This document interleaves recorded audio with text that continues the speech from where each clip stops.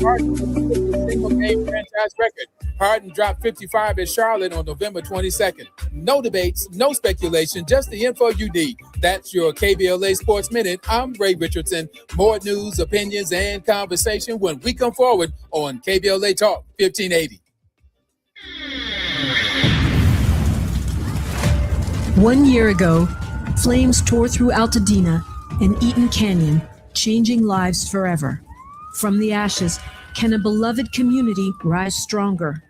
Hi, I'm Dominique DePrima, host of First Things First, weekday mornings, 6 a.m. to 9 a.m. here on KBLA Talk 1580. And I'm inviting you to join us on Wednesday, January 7th, as we broadcast live from Perry's Joint on the 1-year anniversary of this horrific and devastating fire. We're remembering those we lost, celebrating the heroes and sheroes who answered the call, and honoring the resilience of neighbors who are determined to rebuild together. I've been a strong Black woman a long time, and I can't just break down now. Hear the stories of survival, the voices of recovery, the spirit of community that the fire couldn't destroy, and yes, the angst of those who still do not know where they go from here. Yeah, where am I gonna go? At KBLA Talk 1580, we don't just cover the story, we're part of this community. And we've done our level best to hold those responsible for this fire accountable.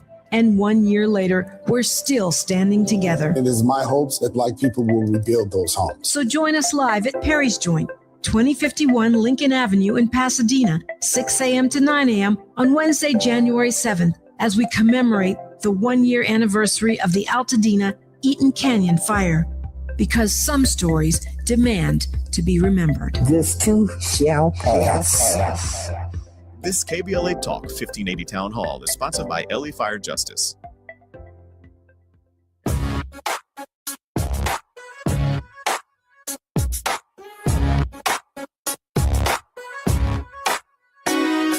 Jesse Jackson Jr. Show. The Jesse Jackson Jr. Show.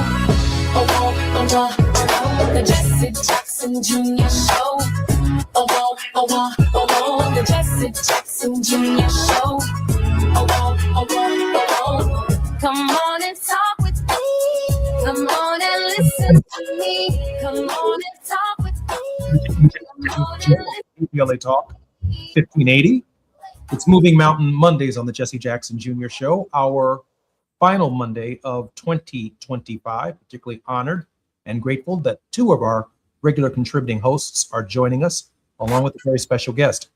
Diallo Brooks is an accomplished executive leader with over 25 years of expertise in nonprofit advocacy, strategic initiative development, and civic engagement. As the founder and principal strategist of Civic Vision Strategies, Diallo drives impactful change by helping organizations create innovative solutions to advance social justice, equity, and public policy reform. Atiba is former executive director of the National Black Caucus of State Legislators. He is a strategic alliance consultant and president of Party Politics US. He's worked as a TV contributor on BNC News, The Heat, In the Know with Mo, The Leslie Marshall Show, iHeartRadio Gov Exec, and 96.3 WHUR. Diallo and Atiba, welcome forward to the Jesse Jackson Jr. Show. Thanks, Jesse, for having us. Thanks, Jesse. Always a pleasure. Happy New Year, fellas. I want to introduce to both of you Dr. Tania Davis. We are live today from Homewood, Illinois. An amazing woman, doctor, PhD. who opened up recently a bookstore called Beyond the Book, 18063 Dixie Highway in Homewood, Illinois. We're going to be with her for the next 2 hours here at her bookstore, not only celebrating her accomplishment, but digging deeper into some of the issues of literacy and some of the challenges the current administration has provided for all of us when it comes to reading books. Tania Davis is an accomplished human resources and recruitment professional with a distinguished record of leadership in executive positions at top-tier organizations such as Harpo, The Oprah Winfrey Show, iManage, Johnson Publishing Company, and Raise. An exceptional track record of driving operational excellence, Tania has successfully managed complex practices, standards, and regulations, not only for talent acquisition and HR, but also for multiple departments of large international corporations while managing day-to-day administration. Tania is a scholar as well as a leader, holding an MBA from Loyola University in Chicago and a PhD from Benedictine University's Center for Values-Driven Leadership. Her dissertation, titled "The Influence of Organizational Culture on the Display of Servant Leadership," is a testament to her exceptional academic credentials. Tania, welcome forward to the Jesse Jackson Jr. Show. Thank you for having me. And thank you for allowing us to have our show live at your wonderful bookstore. Tania, I want to introduce you to Atiba as well as to Diallo. We've got a series of questions and a conversation we are very much looking forward to having with you today. Initially, however, I do want to ask the question. Given your academic qualifications and your work in the corporate structure, why did you choose to focus on literacy, on a bookstore, on educating people beyond the book? I think there's a strong intersection, right? And so not just having a bookstore of its own, but there's a lot of output from the bookstore itself, whether it's writing, whether it's literature, understanding different forms of literature, whether it's the illustration side of writing books, and then as well as podcasting. And I combine all of those efforts under one umbrella because I do see the intersection. And I think there's a strong need. I think with the current climate, there are so many things being taken away. And the impact of that is really harming what our kids are learning and not learning. And so I wanted to contribute to that in a thoughtful way, in a meaningful way, but also be more of a partner to the community, the schools, and to the other programs at large, so that we have more of a united approach around shoring up some of these gaps that we have, because the gaps are not improving, they're actually becoming worse. And so taking all this lovely corporate experience and using it, what I say for the good, I decided to take a leap of faith and go into a space that I'm familiar with, but also one where I think I can be impactful. Mr. Brooks? Diallo? Yes. So my work around civic vision strategies, and the reason I've kind of delved into this space, and Atiba knows this, and you know this as well, I've been in the social justice landscape probably all of my professional career. And as I've transitioned out of the U.S. Department of Education, the Schott Foundation for Public Education, having worked in the public education space for the last several years, I really wanted to utilize my expertise in the social justice space, in the education space, to really help organizations grow and develop their programmatic initiatives, and making sure that those programmatic initiatives are actually connected to community. A lot of my values is based on uplifting community and community conversations as we deal with public policy, as we deal with strategies to bring folks together. And so this is my life's work. I come from that work from my family and others. And, it's something that I wanted to continue to delve into to help close, like was said before, close gaps, but also build capacity so we can also thrive as communities and not just survive and get by. I'm Jesse Jackson Jr., listening to the Jesse Jackson Jr. Show on KBLA Talk 1580. Atiba, a question for Tania. Yeah, Tania, first off, thank you so much for what you're doing. I've been to Homewood, but it's been a long time. I'm here in Miami, Florida, and there's a bookstore here that I actually really enjoy going to called Books and Books. And, part of I think the thing about that bookstore here that I really enjoy is the community feel to it. And so, when you mentioned the things that you're doing in terms of where you are, and then when I watched and was reading about what you're doing, that part really moves me. But I'm also wondering, in a day and age where people aren't necessarily reading as much, they like to watch or watch podcasts or like to listen to books on audio. What are you seeing and what are you feeling from the community as you've opened your store there at Homewood? Yeah, that's well, good. Tania, let me allow you to answer that when we come forward. I'm Jesse Jackson Jr. We're broadcasting live from Beyond the Book in Homewood, Illinois, 18063 Dixie Highway. More when we come forward on KBLA Talk 1580. It's afternoon drive time with Jesse Jackson Jr. Only on KBLA Talk 1580. Texting privacy policy and terms and conditions posted at textingterms.us. Texting enrolls you for recurring automated text marketing messages. Message and data rates may apply or price stopped. Opt out. Hey man, how did the date go? I had to cancel. I don't get paid until Friday. You didn't know that you can get up to a $750 paycheck advance with the Current app? Where was that information yesterday? All you have to do is download the app, see if you qualify. $750. Boom. You think I should call her back? Yeah. I'm going to do it. All right. Need money before payday? Current has you covered. Set up an eligible direct deposit to see if you qualify for a paycheck advance of up to $750. Get ahead with Current. Text list to 323232 to sign up today. That's LIST to 323232. List to 323232. List to 323232. Paycheck advance is offered by FineCo Advance LLC, a financial technology company, not an FDIC-insured bank. Eligibility and available amounts may vary and are subject to change at any time. For full terms and conditions, visit current.com or call 1-888-851-3177 for more information. KBLA Talk 1580. We've got a lot to talk about. KBLA Talk 1580 is committed to self-care and community well-being. Walk Good LA was formed in June 2020, inspired by the Black Lives Matter movement and the beginning stages of the COVID-19 pandemic. What began as a few minutes of breath work and yoga meditation before protests against police brutality turned into a safe space for the community to heal in hard times. The immensely positive response from the community transformed the momentum into a movement. Today, Walk Good LA is a Black and Brown-led community wellness organization based in Los Angeles. They provide spaces for healing through community yoga classes, guided meditations, hikes, run clubs, and other activations throughout Los Angeles that attract hundreds of members weekly. With the help of Propel and Michael B. Jordan, they now have a yoga and wellness studio in Los Angeles called the Walk Good Yard. To join their mailing list and connect with healing spaces, please visit walkgoodla.org. That's walkgoodla.org. Or find them on Instagram at walkgoodla. This is a community call to action, a community call to healing from KBLA Talk 1580.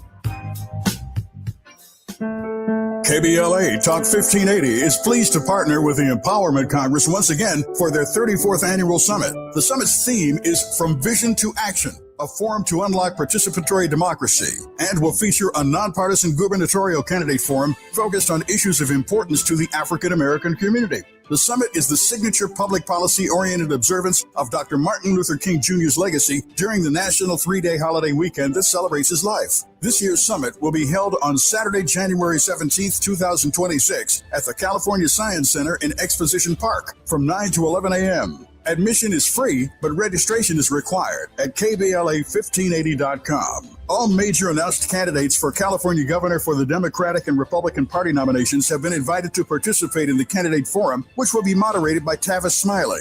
An all-star panel of journalists will pose questions to the candidates, and the forum will be broadcast live on KBLA Talk 1580. This is going to be a big year for local, state, and national politics. The political pulse of 2026 beats on KBLA Talk 1580. Now back to more of Jesse Jackson Jr. on KBLA Talk 1580. The Jesse Jackson Jr. Show. The Jesse Jackson Jr. Show. The Jesse Jackson Jr. Show. The Jesse Jackson Jr. Show. King Wally drops the beat. Come on and talk with me. I'm Jesse Jackson. Listen to me. 1580. Our very special guest is Dr. Tania Davis. And just before we went to the break, Atiba had a question. Yeah, so Tania, the question, if we could go back, is what led you to open a bookstore? And I know it's called Beyond the Book, so could you tell us also the theme in terms of what Beyond the Book is, but also at a time when people seem to be getting away more so from reading books and more so to like listening to podcasts or watching podcasts or podcasts or listening to books on audio. No, that's fair. I've actually seen a nice blend of kind of both, not just podcasting itself, but getting back to the books. But what I see in the center of all of that is connection. I see people trying to form connection, whether it's through book clubs, or whether it's through events in the store, whether it's through general interest groups. And I think that people are longing to find some sort of positive connection that they're missing. So that's one. The beauty of that is we're able to wrap that around different literary initiatives. So whether it's a workshop I'm running for, a writing workshop for kids, working with the school, so there's a collaboration, whether it's actually book clubs, there are so far I've engaged with 12 different book clubs, and this is within one central area and different age groups. And the more the, I would say the tweens and 30s, they connect to reading differently as well. They like to have a quiet time where they all kind of sit in the same room and read different books. And so they're connecting differently as well. And so I think we have a great opportunity to find that connection aspect for folks and create space. And that space looks differently for different groups. And I'm hoping collectively I can do that and offer it in a way that has sustainability, but also has a strong alignment with the neighboring schools. I do work with a group of teachers I use as a focus group where I understand their curriculum and I try to shore up the books here so that there is some sort of alignment of what they're teaching in their classrooms. And so when someone is buying a book here, there's some sort of relationship in that, right? And so that speaks to the collaboration.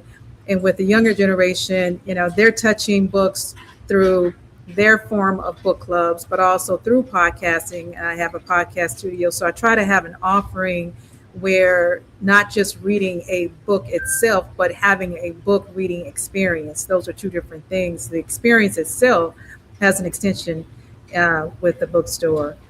So I think there's a huge opportunity, and I think Chicago is a strong place for that. I've seen more bookstores open, community-based, community hubs that offer folks an opportunity to connect. And that's really what I'm seeing, to answer your question with one answer, is I'm seeing connection. People want to connect around topics. And typically people connect around food, right? And music. Well, and also around books. And I think we have a great opportunity to kind of bring some synergies there. Does that make sense? It makes a lot of sense. Let me ask a quick question. I got the devil scared out of me this weekend watching one of these Jake Tapper shows. And he was talking about artificial intelligence and how so many young people. I'm sorry. Can you hold for 1 minute, please? Oh, absolutely. There's someone that that's being asked to join the conversation. Oh, hi. How are you? I'm good, thanks. One of the customers. Just a customer to walk in. Hi, I'm Jesse Jackson Jr. Welcome forward to the Jesse Jackson Jr. Show. Welcome. Thank you. Thank you so much. We were just talking with Tania about the contribution that the bookstore represents to the community, and would like to hear and welcome your insights on how important the idea of reading and books are at this hour in American history and American development. Yeah, thank you. I've been here before, new bookstore, and it just popped my head in, and Tania is very welcoming, and we were talking about homeschooling. We homeschooled all three of our kids until they got to high school. And I think it's really, really important to have public spaces, not private spaces, but public spaces that are open to the public where people can come in. I guess this is a private space, but very much with a public feel of opening it to spaces for exchange, for one of the things that's really important for us as homeschooling families is that there's a lot of pressure to get it right since we're taking full responsibility for our kids' education. And so it's really helpful to connect with other families and Tania's, we talked about ways that she's already doing that here. Diallo, I as many times as you guest hosted on the show, I don't think we've ever really covered homeschooling. Diallo, your thoughts on homeschooling? So you put me on the spot, Jesse, around homeschooling. I mean, I think in this country, we have to have a variety of ways of supporting and educating our young people. And, you know, as parents, and I'm a parent as well, we have to make the best decision for our own children and how they're able to develop in this world. I mean, I'm a public school kid. I went to public school. All my kids went to public schools. It worked for them. There was some challenges within that environment. And I know friends that have had their kids homeschooled or gone to private schools or gone to other schools. What I like to focus in on is making sure that all communities have the access to high quality education that gives them the tools to be successful young people, but also become successful and productive adults in this world, and making sure that we invest in the structures that are necessary to make that happen. Dr. Davis, did you want to respond to that? You know, absolutely. And so one of the things that I'm working on and with the homeschoolers and the Homeschooling Association is to understand, you know, what does that look like in terms of packet of learning, so that I can carry those same packets of learning per se, or what will complement the learning in the bookstore. So I see the bookstore as an extension of whatever learning is taking place, whether it's in school or homeschooling, but the education aspect of it the same, the high quality should be in place. And so that I'm always asking for feedback and checking in with the parents and the teachers to make sure I get it right, because being an extension of that, it's really understanding the need. And I think that's the most important aspect of it. Dr. Davis, just before we go to further questioning, my producer was sharing with me, Atiba, that you have an experience with having attended a particularly amazing school in Washington, D.C., and it was producing so many successful people that the opportunity closed. Atiba? Yeah, so I'm a high school graduate of Paul Lawrence Dunbar High School, first high school for African Americans after slavery. It was called M Street School before it became Dunbar. But thank you for putting that in, because the other side of it is that I went to 7 schools in 12 years. And my mom being an educator, whether or not it was us living overseas or being in the United States, she was always very active in making sure that not only did we have a book in our hand, but that we were in libraries and bookstores, et cetera, going to programs where there were plays about books. So I'm very fascinated about what it is that you're doing there in the community. And actually, as someone who's written a book, a novel, you know, just in terms of like looking at and talking to people and seeing how we have changes in our society. Jesse continues to say, you know, American development and where we are in terms of American history. It feels as if we're at a place where we're not using logic as much as we used to, and we're not applying decision-making and analytical skills. And I think a lot of that has to do with when we went to Twitter with reading the news in 120 characters or less and thinking that we knew the whole story. And, you know, I also would say I miss actually picking up a newspaper and getting ink on my fingers because now we're just looking, we're looking at on our phones. But in terms of from the bookstore, what are you seeing in terms of community?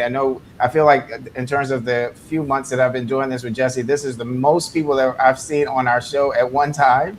And I think that has a lot to do with you and what you're doing right there in the community in terms of engaging and having people there. You know, there's a gentleman sitting behind you. I'm wondering what are his thoughts about the bookstore, as well as what brought him in the first time.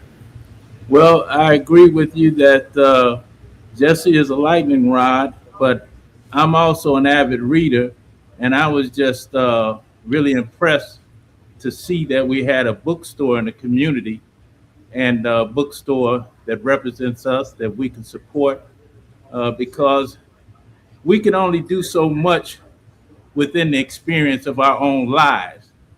But when we read, we can experience through our reading, through our perspective of reading, just an enormous amount of information. Mm-hmm. And I tell my kids that reading can allow you to experience the world. And so I think we need to read as much as possible. And as you said, you know, it's becoming something that is not as well understood by our younger generation because they have access to social media. So we're getting a lot of popcorn knowledge from social media that doesn't necessarily substantiate or verify information that has references and can be followed up on and verified again. I like that you said that, because it's like we trust what we see very quickly, but we don't take the time to verify it.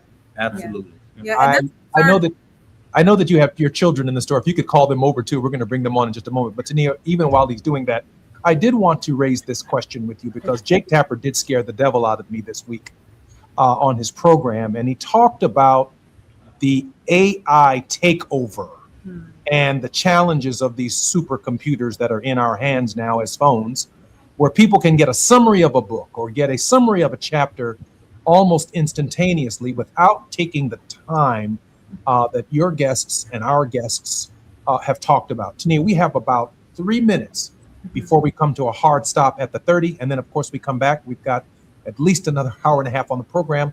But I'd like your thoughts about the challenges that artificial intelligence for many of the people that you're trying to attract are creating in this space. And Jesse and Tania, if I could also add in also that people will be writing books using AI. So that's a concern of mine as well. And so, I do worry about the art of writing. You know, there's something about the beauty of words. AI cannot replicate the beauty of words and the synergy and combination of words and description of a sunset or description of walking outside and the smell of the air. And so one of the things that I have in programming is around writing workshops so that we can continue, sparking that interest in the younger generation. Who are our next authors? I'm concerned that, if that's left to AI, we'll have robotics in writing and not the emotion and passion and feeling emotion. There is something about reading a book where it kind of takes you in another place. And so I will run summer boot camps for kids, and I'm running poetry slams. There's one coming up in January, and I'm working with the junior high school for a February and March poetry slam. And I think it's important, one, to understand what is the art of writing outside of AI, outside of computers. And I do worry that the art itself, because we're leaning so much on technology, that we will miss a large part of our history around the architecture of writing itself. And so it is one that has me really concerned. And with the programming, I'm trying to create at least a space for people to come in and learn as well as participate. I have what's called the quiet zone, where if someone's working on a book, they come in, I play nice music, I set the tone, the atmosphere, but it's really to get people to come in and write. And if they've been thinking about a book or started a book, it's kind of to spark that interest back in them to get in and write and kind of coach people, to and through that with other thought leaders in this space. Tania, I'm Jesse Jackson Jr. We're at Beyond the Book in Homewood, Illinois. More on KBLA Talk 1580 when we come forward. It's afternoon drive time with Jesse Jackson Jr. Only on KBLA Talk 1580.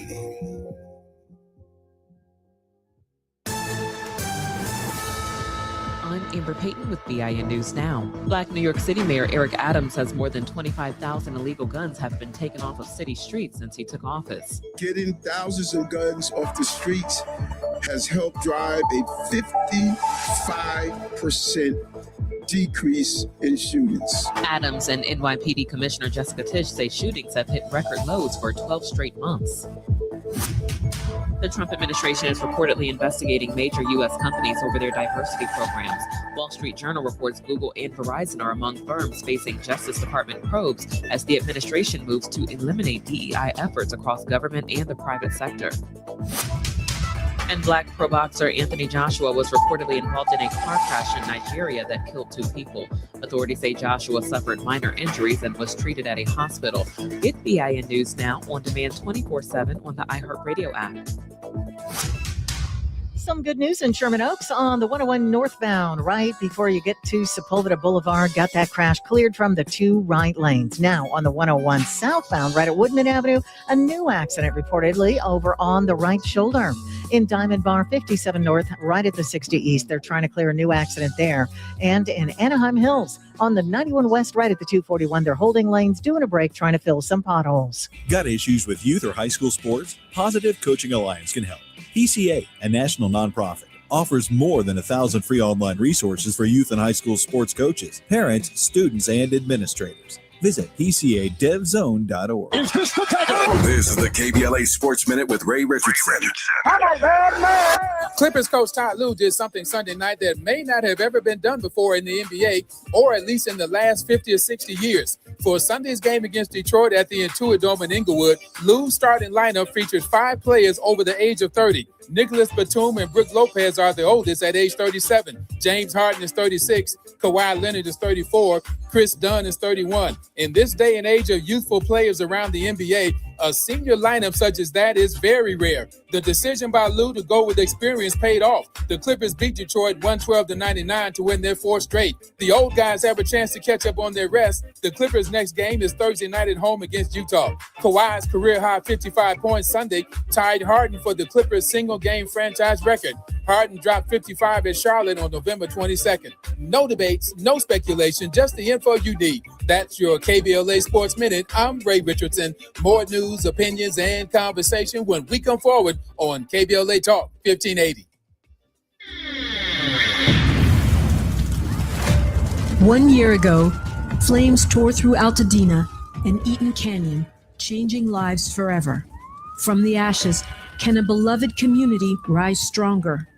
Hi, I'm Dominique DePrima, host of First Things First, weekday mornings, 6 a.m. to 9 a.m. here on KBLA Talk 1580. And I'm inviting you to join us on Wednesday, January 7th, as we broadcast live from Perry's Joint on the 1-year anniversary of this horrific and devastating fire. We're remembering those we lost, celebrating the heroes and sheroes who answered the call, and honoring the resilience of neighbors who are determined to rebuild together. I've been a strong Black woman a long time, and I can't just break down now. Hear the stories of survival, the voices of recovery, the spirit of community that the fire couldn't destroy, and yes, the angst of those who still do not know where they go from here. Yeah, where am I gonna go? At KBLA Talk 1580, we don't just cover the story, we're part of this community. And we've done our level best to hold those responsible for this fire accountable.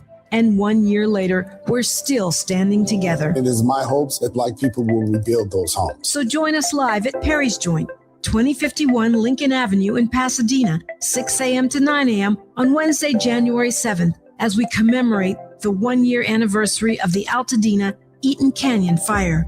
Because some stories demand to be remembered. This too shall pass. This KBLA Talk 1580 Town Hall is sponsored by LA Fire Justice. JP Morgan Chase offers tips for the local business owners in 2025. Small business landscape is ever changing, and the Los Angeles market is no exception. A startup or legacy business, revisiting your mission statement and recalibrating offerings can renew opportunities for growth and innovations. Programs like Chase for Business Coaching for Impact gives entrepreneurs access to expert guidance, helping you streamline operations, strategize your growth, and navigate complex challenges. Businesses with a clear sense of purpose can navigate any challenge effectively, but also build stronger customer loyalty. Visit chase.com/coaching for impact for more information. This segment is sponsored by JP Morgan Chase.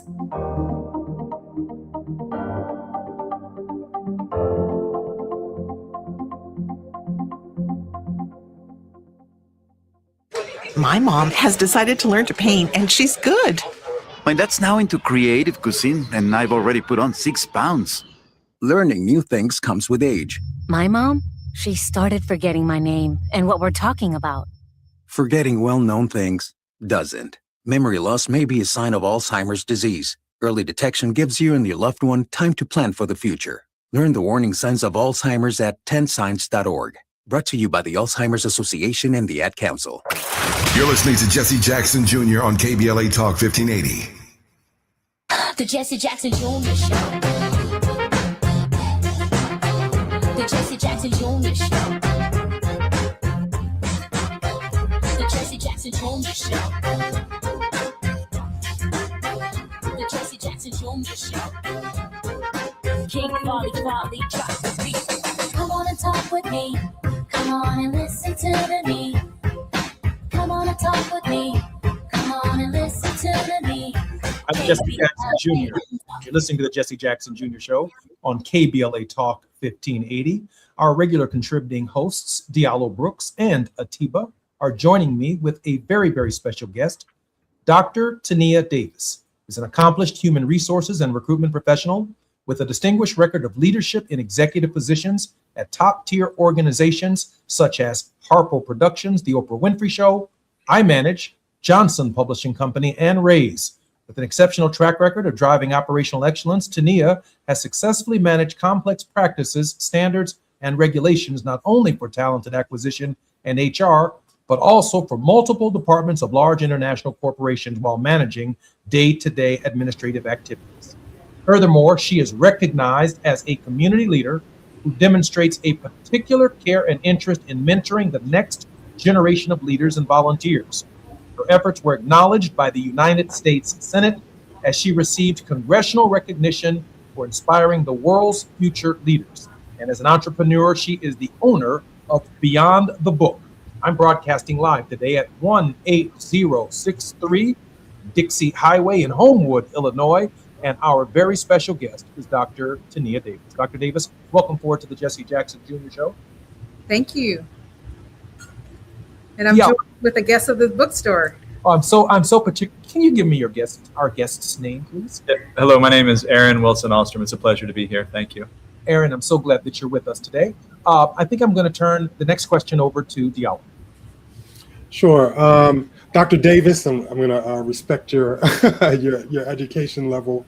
I wanted to ask you, I'm particularly excited about the community feel of your bookstore. And we talked a little bit before about kind of AI moving into spaces, but the need to have, particularly post-COVID, this community-based feel of a place that folks can not only just read books, but also gather as a part of a social construct. Talk a little bit more about why that's an important part of your design for your store. I think we're in such a polarized state that we're learning how to disconnect easily. And, we're not designed for that. And I think Homewood Flossmoor is a prime example of community that does it well. And I see the bookstore as an extension of that and as a hub to continue that thread of community connection, collaboration, and learning. Quite frankly, it's a very diverse community like others around the Chicagoland area. And I think there's something powerful when you can learn from each other and create space to learn and to grow, right? And so the extension of just the book, there's also different aspects of that. So whether it's something in an art form, or whether it's illustration, or whether it's poetry slams, whether it's workshops, or whether it's working with the homeschoolers, or whether it's creating space for the homeschoolers, what I am finding in my observation is that there's an aspect of connection that for some they have lost, and they're trying to find that again, right? And have a reason for it. I'll share a really quick example. We had the first book gathering for the bookstore, and there were over 45 people that showed up, and half the people in the room didn't know each other. There were 3 individuals that just relocated, one from Boston, one from New York, and one that actually moved from the city to the suburbs. And they formed a connection, and the following week they were having coffee with someone new. And they were more excited about that than the actual conversation of the book, even though everybody gathered for the book. And so that's just one of many examples. And, I think that this is something that we really need to get right. And if we can align that with something that is very critical in society today, and that's reading and writing, the art form itself, I think that just makes a stronger community. Mr. Wilson? why don't we bring you into the conversation? Your thoughts on that question raised by Diallo? Yeah, I think I lived in a co-housing community in Michigan for 10 years with my wife and my kids before we moved here. And we designed or had conversations about everybody who was a member of that community was part of shaping the policies of the community. And it was an example of doing democracy. And there's a way in which we talk about living in a democracy, but we don't practice that. There's a way in which we talk about living in a society. We don't practice society. We don't practice social conversation. So it was when I was in here talking with Dr. Davis before they held that event. Tania? Yeah, Tania is fine. Yes. It was exciting because she wasn't sure who was going to show up. And there's power in hosting a conversation and not being sure who's going to show up and not knowing who's going to be sitting next to you. And then having a conversation together. We've very much through social media lost that art and that skill of having conversations, of hearing different perspectives, of talking with nuance as opposed to slamming other people and clapping back and all of that stuff. So I think what is happening here is powerful and needed. Atiba? There's so much to unpack. I mean, Diallo has talked about justice, and we've talked about homeschooling, we're talking about community. I'm going to go back and just make it a little bit more personal as a novelist, as someone who's written their first book. How does someone get their book into your bookstore? How do you identify what you want to offer to your readers? And do your readers often come to you and tell you maybe some of the things that they'd like to see in the bookstore? Both, yes. And so I take it very personally. Everyone that presents their form of writing, I read through the books. I want to be intentional, but I also want to be responsible. And I'm very concerned about content today and the writing that goes into the books. I've written 2 books myself, and I'm an award-winning author. And so one, I know the practice and the rigor that goes into writing a book, but I also know the challenges and struggles to launch that book out. So one, I create space for new authors. I have an entire bookcase just for local authors, and I also give them space for book signings. I host their book signings as well. So one, I encourage it. I create space for it. And then also I provide feedback. Working with the publishers, I've seen all sides of publishing now, and I'm able to offer feedback and insight into how publishers will look at their work. And if there's an opportunity to tweak it, I provide that candor as well. I do think it's important when creating space and cultivating the next generation of writers, or even those that have been writing, to pass that on. So I'm creating these different hubs where current authors are able to also partner and mentor up and coming authors. But I think content is very important. I've seen some content extremely brilliant, and then, I've seen, honestly, AI generated as well. And I think that we have an opportunity to hone in on the authenticity of the writing, but also the holistic aspect of writing techniques itself. I'm particularly proud of Beyond the Book here in Homewood, Illinois. But I also want to indicate that in Los Angeles, where we're broadcasting live, the last bookstore, Skylights Books, Chevalier's Books, Book Soup, the Rip Bodice, and the Reparations Club are also bookstores, Tania, that are looking at this kind of model as interactive, connecting them to schools, connecting them to communities, and not just a room filled with books and shelves with books, but actually an enjoyable experience. Yes. Yeah, and I mix in both, right? So you'll see top titles that are in the top 50, but I also mix it in with new authors, up and coming authors. And so if someone is accustomed to reading a penny, I might partner with another author that has somewhat stylistic the same, so they're introduced to a new author as well. And so I think that's the beauty of curating the books the way that I have, is that it highlights, yes, the traditional, but it also brings in new. And I follow the analytics around that, and I look for patterns of reading behavior as well. I think there's some insightfulness around that. And then, in working with the the younger generation, I call them, they're writing fantasy. So you have all these different dynamics of readers. Tania, let me just slow you down for 1 second. We'll be right back. Tania's going to be with us. I'm Jesse Jackson Jr., listening to KBLA Talk 1580, the Jesse Jackson Jr. Show. Our very special guest, Dr. Tania Davis. More when we come home. While you're stuck in traffic, we can at least bring you up to speed on the news of the day. You're listening to Jesse Jackson Jr. only on KBLA Talk 1580.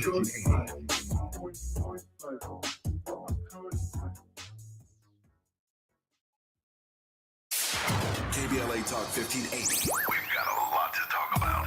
KBLA Talk 1580 reminds you, when we fight, we win. The Youth Justice Coalition is challenging America's addiction to incarceration and discrimination. YJC works to dismantle policies leading to mass incarceration, law enforcement violence, and the school-to-prison pipeline. Their approach, transformative justice, community intervention, free LA high school, legal defense, and system monitoring. YJC promotes safety without relying on prisons. Their goal, prevent system contact and help people exit the system through direct action, advocacy, and education. Want to get involved or need help? Call 323-235-4243. That's 323-235-4243. Join YJC in creating change. When we fight, we win. KBLA Talk 1580, your voice for justice. This is a community call to action from KBLA Talk 1580.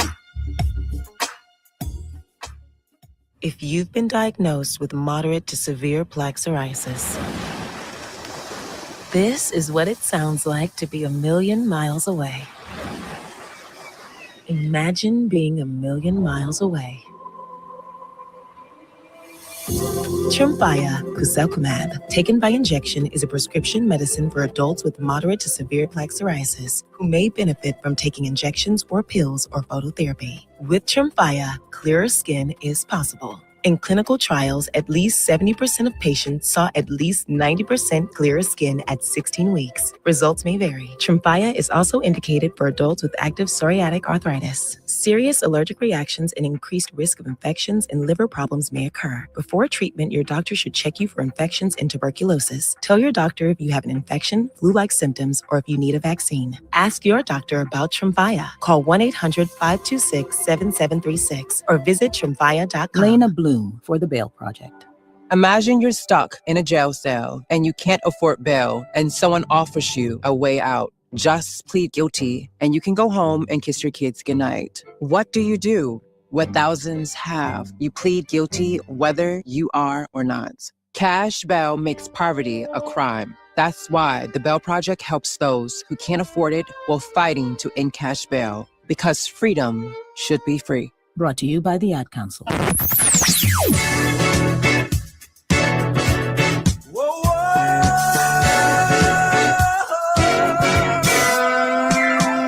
This is KBLA Talk 1580.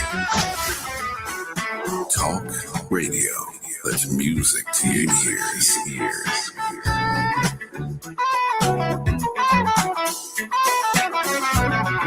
We're unapologetically progressive. KBLA Talk 1580.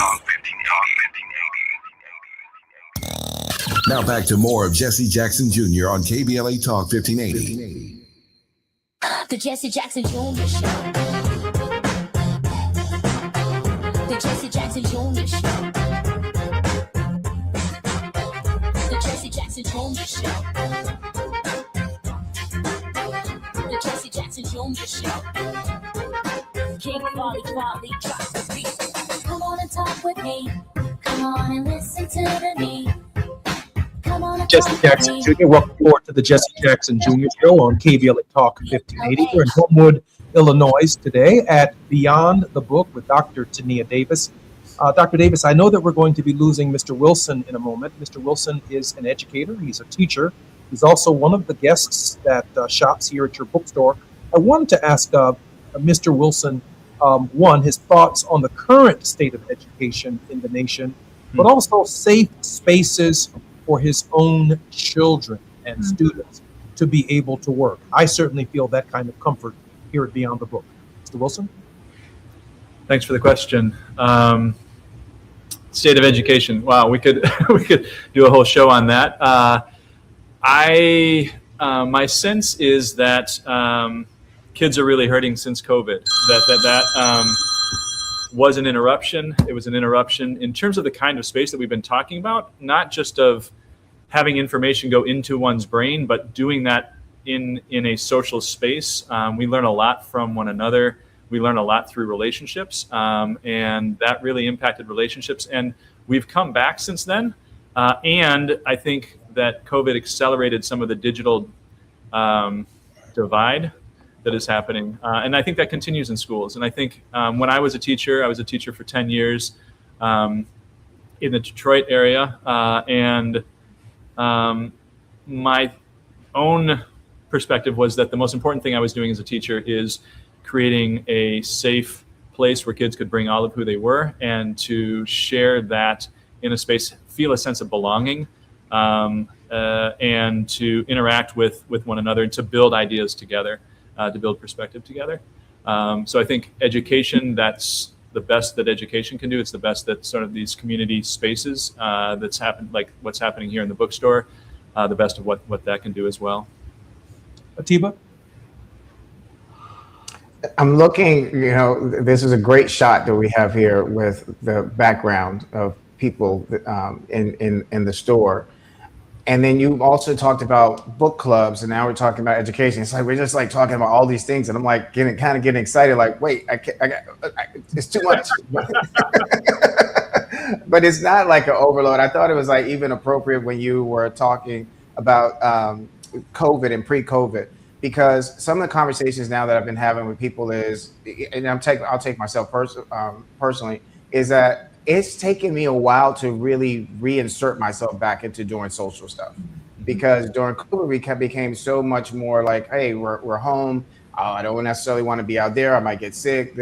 In terms of how you're building community here, and how you're identifying things to attract people. Again, are there things that you're hearing from the community about what they're telling you that they would like to see that's been helpful too in terms of how you're attracting the community and getting them more engaged? And I say this because we also have seen large bookstores over the years come in and take the smaller bookstores, the smaller community bookstores that were there out. And I think you did a great job of talking about some of the stores that are in LA. And I think that that's what we have all over the country. I also want to add to, are you connected or talking to other communities or other bookstores and other communities, or are they talking to you? And how can we connect you all if that's not happening, so that we get back to what it is that you all are offering there in Homewood? Absolutely. Well, again, I utilize the focus groups as a feed of information, which is extremely critical. I also run, out of the output of that, I run a chess club for kids. Some of the parents were saying that that middle age group, there really isn't a strong hub for them. They get it in the high school, but not in the earlier stages, and that's really when they need to start. So I started a chess club. We're 8 weeks in, and there are 18 kids that attend faithfully, and the parents are fully participants.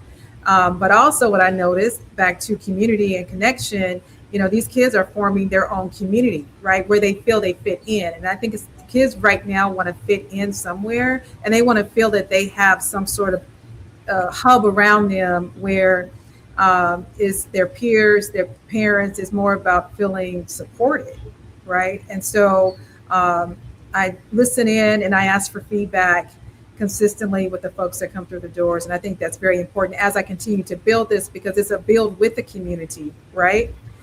Which is very important. And as it relates to other bookstores, before I even started this venture, stepping out from the corporate, I visited over 50 bookstores, and I conducted a SWOT analysis of each bookstore. And I did not want to build just a bookstore. I think it's really important in building a business aspect of it, so it has longevity. It has the tentacles that touches the schools and different events and aspects of the community, is to understand what does that community need.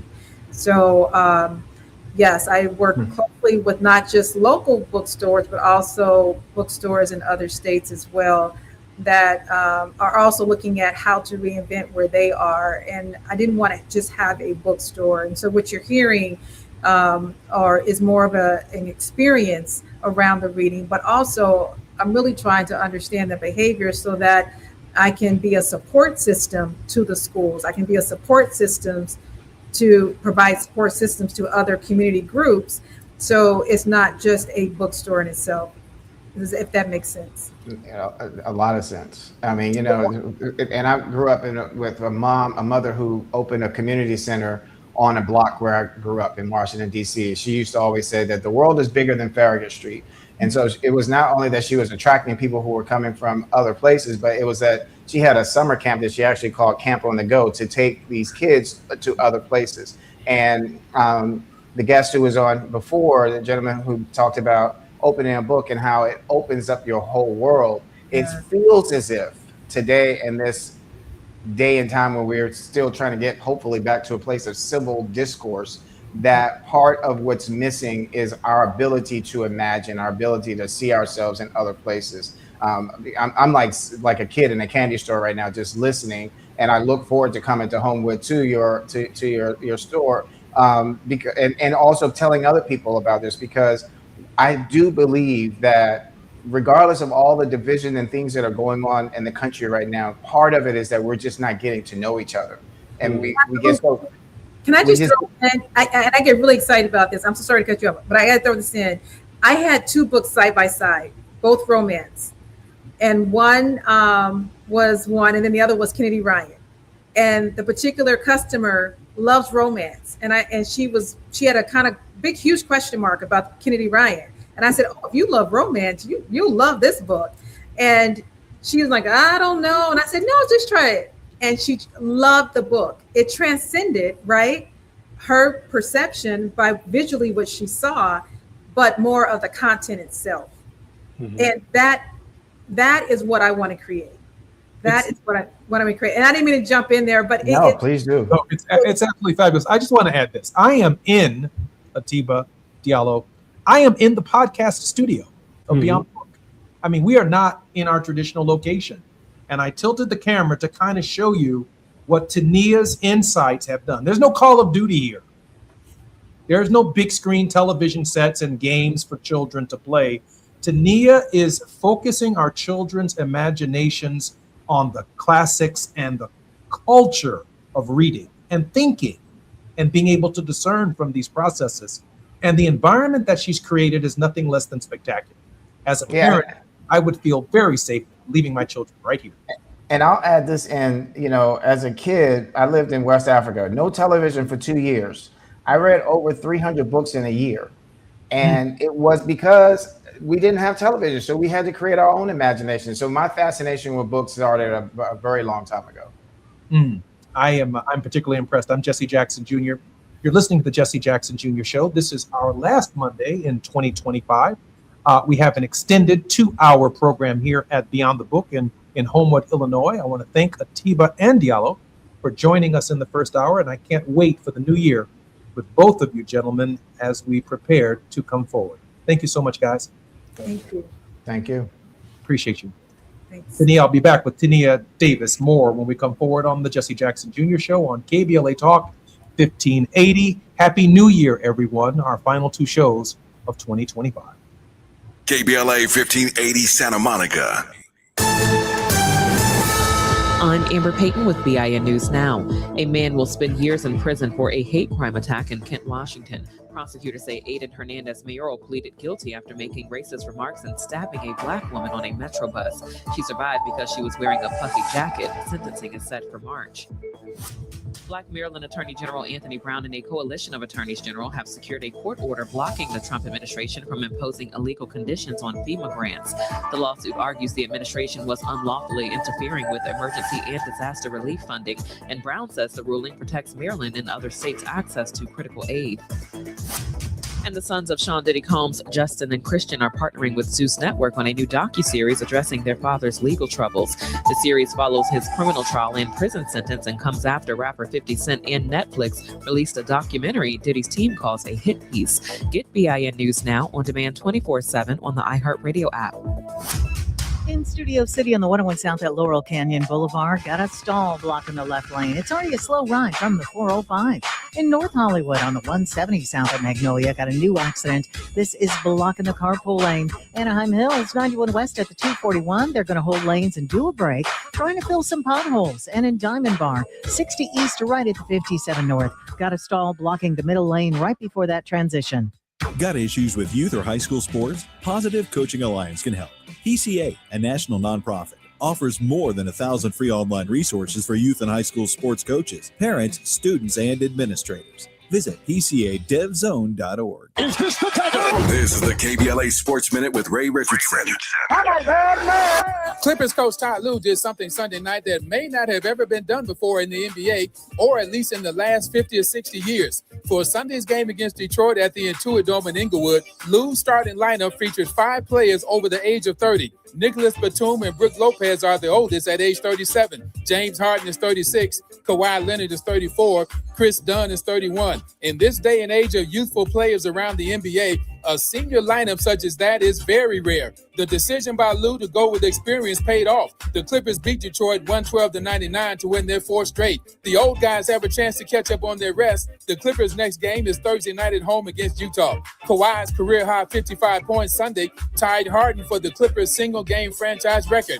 Harden dropped 55 at Charlotte on November 22nd. No debates, no speculation, just the info you need. That's your KBLA Sports Minute. I'm Ray Richardson. More news, opinions, and conversation when we come forward on KBLA Talk 1580. Break out the champagne. Everybody get a glass.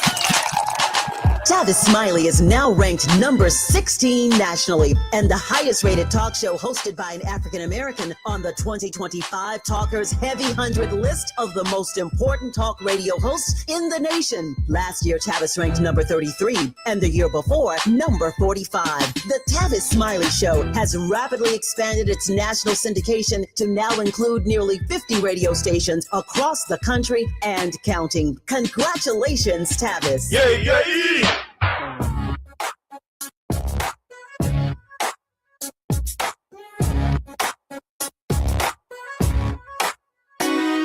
Jesse Jackson Jr. Show. The Jesse Jackson Jr. Show. The Jesse Jackson Jr. Show. The Jesse Jackson Jr. Show. Come on and talk with me. I'm just looking forward to the Jesse Jackson Jr. Show on KBLA Talk 1580. The Faith Not to Fall. Reverend Teresa Horde Owens is our regular contributor in this hour, and she joins us as well here at the Beyond the Book store here in Homewood, Illinois, 18063 Dixie Highway here at Homewood, Illinois. Our very special guest in this hour is none other than Dr. Davis. I'll come to her biography and her introduction in just a moment.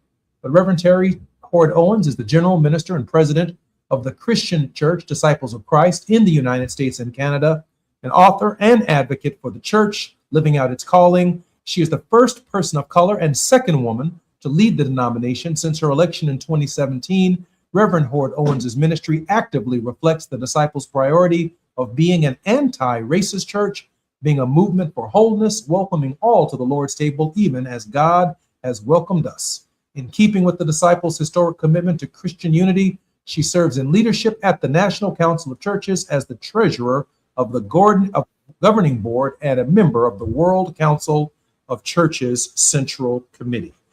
Reverend Owens, welcome forward to the Jesse Jackson Jr. Show. Welcome, welcome. As always, I've enjoyed the first hour with all the talk about reading and books. I'm particularly excited that Tania Davis is our very special guest, an accomplished human resources recruitment professional. Tania is a scholar as well as a leader, holding an MBA from Loyola University of Chicago and a PhD from Benedictine University's Center for Values-Driven Leadership. Her dissertation, titled Influence of Organizational Culture on the Display of Servant Leadership, is a testament to her exceptional academic credentials. Tania, welcome forward to the show. Thank you. Thank you. Tania, let me ask you a question about servant leadership. We are joined with the Disciples of Christ General Minister and President, a regular contributor on the Jesse Jackson Jr. Show. Your concern for the next generation and the idea of servant leadership. You know, I studied the behaviors, the impact and influence that servant leaders have on organizations, and there is a dramatic difference of a leadership style and output, meaning I've watched the leadership style influence the behaviors and growth of staff members, and I do think there's something to it, watching different leaders have a trajectory in organizations, and some having more success than others and some being more respected than others, and then looking at staff members have a better experience than others. And I think how we influence, how we teach, mentor, and create space for all people is really important. I think servant leadership, there is a different dynamic that they add, where the value of it and output of it has more sustainability and longevity within organizations. And all the research that I've conducted shows that there is something to leading and caring, and it's not a weakness and it's not a soft leadership, but it's actually a strength to be able to get the best out of the talent that's around you and identify where the superpowers lie and help everyone have a strong, experience within an organization based on the skills that they bring to the table. So the different dynamics of it, I think is very important. I think it's more important today, where there are voices feeling not heard and people feel that they are getting lost in the shuffle, or feeling that there's more of a dogmatic way to lead and there's more of a spotlight on that behavior versus the behaviors that really help people thrive. I think there's a huge difference in that, and I've seen that throughout my career. I do want to acknowledge the presence of Tiva and Diallo, who are still staying with us. Madam President, your thoughts on Tania's response to the question of servant leadership and your experience in this realm. Well, I'm fully appreciative and respectful, certainly, of her study of the phenomenon, and it is what she's really bearing witness to is it has to be intentional, right? It has to be the work that we do to build leaders. People don't just pop up. People just don't develop in the ways that we would like to. Children just aren't raised without direction and formation. And certainly in my own work in the church, I love it when I'm the oldest person in the room. And that at my age now, that often happens. But it's time for us to make room for others. And the way that we do that is not just to let them run free, but we bring them, we come alongside them while they're early in their stages of development in leadership, ensure that they get exposed to different kinds of experiences. I think the more experience gives you preparation. The more preparation you have, then the more options you have. You encourage as much education as possible, not because you want people to pursue a particular vocation, but because you want to give them options and you want to expose them to ways of thinking. You want to, even religious leaders, they need to be exposed to different religious traditions, different rituals, different communities. I'm loving being exposed to Dr. Davis's bookstore. My dad is Professor Emeritus of Africana Studies at Knox College in Galesburg, Illinois. I grew up in Terre Haute, Indiana, and during his journey through his master's and doctoral work, from the time I was about 7 years old, my brother, sister, and I had to read one book a week by or about Black people, or we did not get half of our allowance. And so our library, by the time I was graduating from high school, was pretty intense. And I continued a minor in African American studies, but I used to mimic my dad. He gave me an old briefcase, and I put my Dr. Seuss and all my other little books, and I walked around like my dad did with a briefcase because that's what I saw. I love books because that's what I saw. I was required to do it, but that's what I saw. And I think we have to help them see and give them these experiences. It's an intentional process. Mentoring is intentional. I'm Jesse Jackson Jr. You're listening to Jesse Jackson Jr. Show on KBLA Talk 1580. When we come forward, Diallo, Atiba, Dr.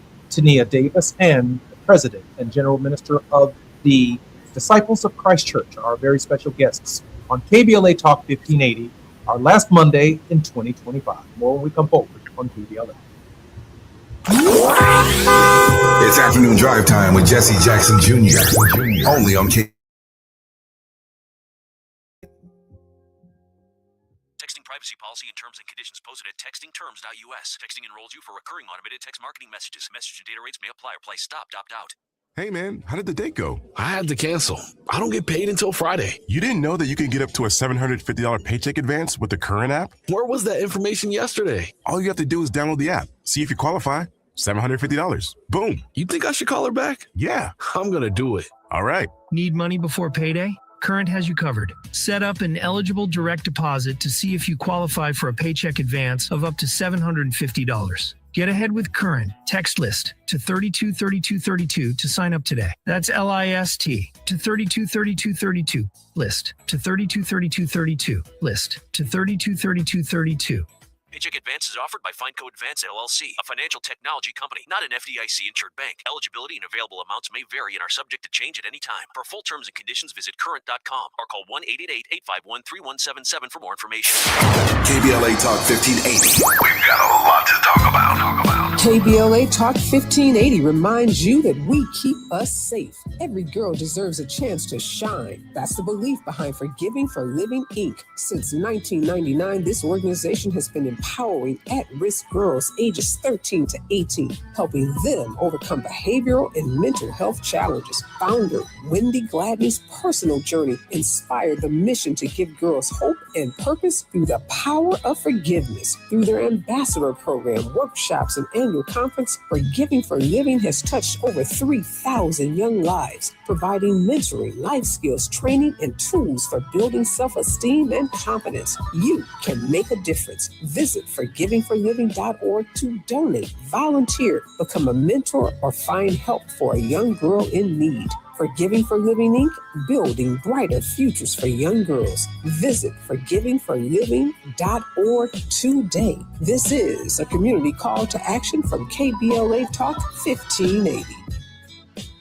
KBLA Talk 1580 is pleased to partner with the Empowerment Congress once again for their 34th annual summit. The summit's theme is From Vision to Action, a forum to unlock participatory democracy, and will feature a nonpartisan gubernatorial candidate forum focused on issues of importance to the African American community. The summit is the signature public policy-oriented observance of Dr. Martin Luther King Jr.'s legacy during the national 3-day holiday weekend that celebrates his life. This year's summit will be held on Saturday, January 17th, 2026 at the California Science Center in Exposition Park from 9 to 11 a.m. Admission is free, but registration is required at KBLA1580.com. All major announced candidates for California governor for the Democratic and Republican Party nominations have been invited to participate in the candidate forum, which will be moderated by Tavis Smiley. An all-star panel of journalists will pose questions to the candidates, and the forum will be broadcast live on KBLA Talk 1580. This is going to be a big year for local, state, and national politics. The political pulse of 2026 beats on KBLA Talk 1580. Now back to more of Jesse Jackson Jr. on KBLA Talk 1580. The Jesse Jackson Jr. Show. The Jesse Jackson Jr. Show. The Jesse Jackson Jr. Show. The Jesse Jackson Jr. Show. King Folly drop the beat. Come on and talk with me. I'm Jesse Jackson. Welcome forward to the Jesse Jackson Jr. Show on KBLA Talk 1580. It's Moving Mountain Mondays with our very special guest, the President and General Minister of the Disciples of Christ Church, Reverend Terry Boyd Owens. Our very special contributors, Atiba, as well as Diallo Brooks. We are at Beyond the Book in Homewood, Illinois. You all have got to see this space. Atiba, I can't wait to host your book, Saving Grace, right here at the bookstore. And Diallo, should you write a book, and I think we can several of them, I can't wait to host you here as well. And I think I got a couple of books I'm ready to re-release right here. The space is absolutely fantastic. 18063 Dixie Highway. You've got to see this place. Let me come forward to the question that was raised just before the break. Give Atiba and Diallo an opportunity to respond to this question of servant leadership. Diallo? Sure. So it's something that hits very close to my heart, particularly because of the work that I do. Working in the social justice space, I really believe that all of our work and leading organizations should be around servant leadership. And also, I feel like we have to make sure that that servant leadership is based on the values of the work that we prescribe to others externally. And what I mean by that is that oftentimes within organizations, you see an external focus around certain values, but that internal value, the focus doesn't also turn internally. And so it is really important that leadership structures, leadership styles actually are married to the values in which you purport to the world. Meaning that if your values of fairness, of equity, of inclusion, of diversity, things of that nature don't exist internally, then you're missing the mark as a leader, as an organization, as a structure. And I think there's an intentionality about that. And I love, Tania, that you mentioned before around the fact that you have to be intentional with the thought process of bringing those values to the work. And it's important that we not only support that, but we also train folks and have the continued conversation. Because one thing I know about leadership is that it's a continued evolutionary process. Because we're individuals, we bring our own biases to the places and spaces that we're in. And we have to be intentional about unpacking those biases in ways that help to grow the folks around you. And for me, it's really, really important, particularly when you're working with a lot of younger staff members within organizations, is to ask those folks, where do they see themselves in 5 years, 10 years down the road? And how is this position, how is the work that they're doing, how am I as a leader helping to support that growth in that person that is working with me? And I think you get better outcomes within your organizations, within your structures, when you're truly caring about the folks that you work with, but also not just caring in words, but caring in actions, meaning doing the things necessary to create healthy environments for those folks to flourish and to thrive. Let me ask Tania if you'd like to respond to that first, but then I certainly want to hear Atiba's thoughts on servant leadership, and then return our program to the president and general minister. Tania? No, I totally agree with everything he said. I mean, I just put a bow on it, and I've seen evidence of that. And the intention behind it is so critical, because people know. They know if you're really trying, they know if you're not, they know if you're including them, and they know if you're not. Whether it's subtle or whether it's microaggression, people know. And I think we've seen enough evidence of that. So thank you for that. I agree with all of that. Atiba. So first off, one of the reasons why I really like being on this show with Jesse is that I'm always learning something new. To be honest with you, I never heard the term servant leadership until just now. And so I looked it up. But as all of you were talking, there was something that came to mind. One is something that Nelson Mandela said about being a leader, that a leader leads from behind, and that it was like herding sheep. That if the leader is out front of the sheep, when he gets home, he won't have any. And it also made me think of something from Dr. Benjamin Mays about you make a living by what you do, you make a life by how you serve.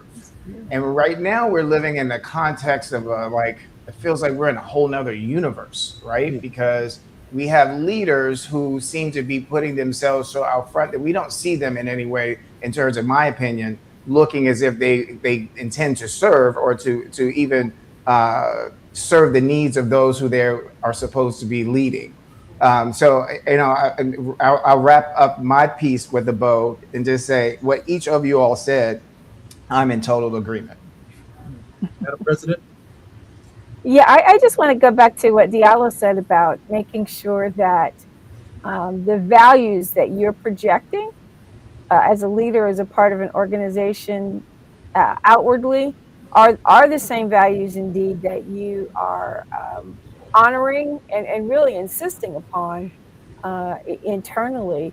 And in a world like mine, I'm a second career minister, so I was in the last 8 years come to this role, spent most of my time in corporate America, and then I was an associate dean at the Divinity School at the University of Chicago after I went to seminary. So I brought a different understanding of leadership into this religious space where, church folk just must be nice. And my denomination is 80% white, 10% black, 6-7% Hispanic, and 2 to 3% Asian Pacific Islander. So there's a variety of cultural values that are smashing up alongside religious values and even inflect those religious values. But we are often lamenting, right? The fact that, our congregations are getting smaller. I don't care what the culture is. People are moving away from organized organizations of any kind, church, even fraternal organizations, civic organizations. And I'm just curious about what our guests today think about. How are we instilling these values? Where are the places where we're creating and incubating environments beyond, and even preparing people to do that in their homes, because those values are being instilled in different ways than they were when some of us were growing up. And we can lament that, or we can see how we in our own way can influence the installation of and incubation and development of these kinds of values in our young people. They're looking to different things to model themselves after. I find it somewhat concerning, and we're trying, not just me, but anybody who's in organized religion these days is trying to figure out. I'm not as concerned about the numbers of the people in the pews, as I am about our continued impact on social justice and society, and how my organization can help people understand that I really am committed to those values that I speak about. So I'm just curious, how are you all thinking about this? How do we instill the values? What structures, organizations do we need to create or maybe recreate in order to do that? Dr. Davis? I think at the Beyond the Book is creating space for the conversation itself, and everything with intention. I mentioned earlier, even with reviewing books that come into the bookstore from independent authors, right? I don't accept every all content. I look for content that aligns with the principles of the store, and I think creating the space for people to have the conversation. I think the conflict itself, we see that and we see the evidence of that, but what we don't see is how people resolve things. And so I think just having the ability to have the conversation and have disagreement is more critical than anything, because when I talk to the young people, they don't see that reconciliation. They see one or the other. Right. And so the word "and" is missing. It's you or that, and so that's polarizing. And if you don't have the word "and" or "if," then you're discounting some sort of agreement or some sort of reconciliation or some sort of conversation to have a difference of opinion.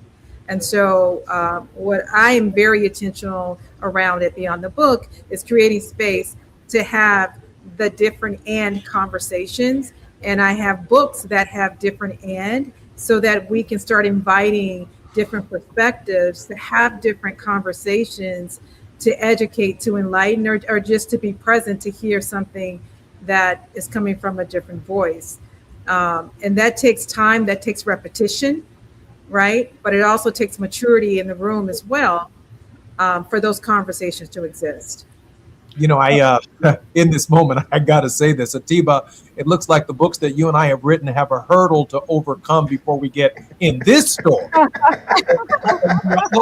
Diallo actually has a leg up because she Talk with Dr. Davis before He's you. curating her store. Yeah. He has a roadmap. Curating her store. That's funny.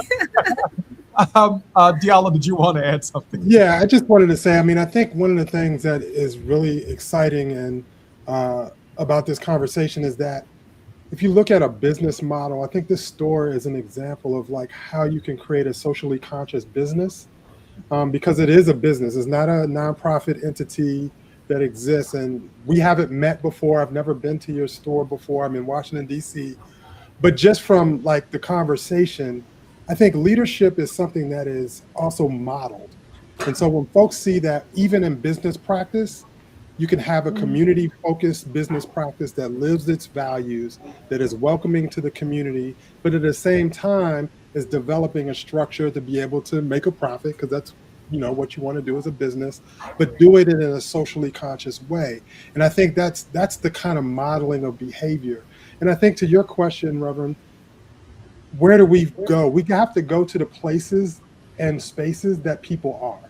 And so whether it's created community spaces like the bookstore, whether it's digital platforms that exist, the modern era is going to be the modern era. And so we have to meet folks where they are to help model that behavior. And one of the things I love, Jesse, about this show, I think we do model that behavior by how you even run this podcast, right?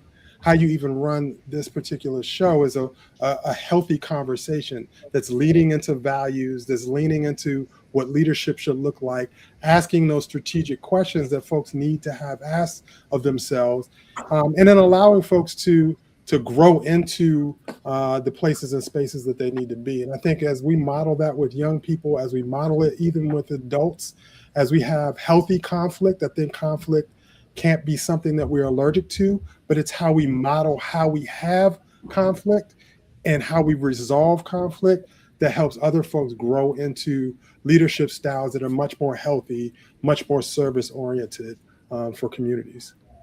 Madam President? Oh, absolutely. Going where they are. I have been at the helm with other people of a huge shift in our organization, changing governance, changing the way we gather as, our General Assemblies, our big conferences. We're the only mainline denomination that allows like every congregation to vote, and we're moving to a completely online digital space. I have a tech advisory group that's basically all millennials who are professional IT people, and trying to find other ways to use people, even on a volunteer basis, to bring their gifts for the health of the organization, but also to listen to them, to what they're saying about where the church needs to go and how the church needs to operate in order to continue to be relevant. That's culturally inflected by me being a Black woman. So I'm also listening to what the white people are saying and to what the Hispanics and the Asian and Pacific Islanders are saying. And my whole thing is we have to model our value of that everyone has a place at the table. And that idea of the and in the conversation is really an important value that I'm trying to imbue in a lot of different ways, which makes it very difficult in today's current environment. But my opinion is if the church doesn't lead in that area, it's hard to see how we can stay relevant. I'm Jesse Jackson Jr., listening to the Jesse Jackson Jr. Show on KBLA Talk 1580. This is a very special edition, a 2-hour special with Dr. Tania Davis, Diallo Brooks, Tiba, as well as Reverend Terry Hord Owens, our regular contributor in this hour on the Jesse Jackson Jr. Show. More on KBLA Talk 1580 when we come forward. It's afternoon drive time with Jesse Jackson Jr. Only on KBLA Talk 1580.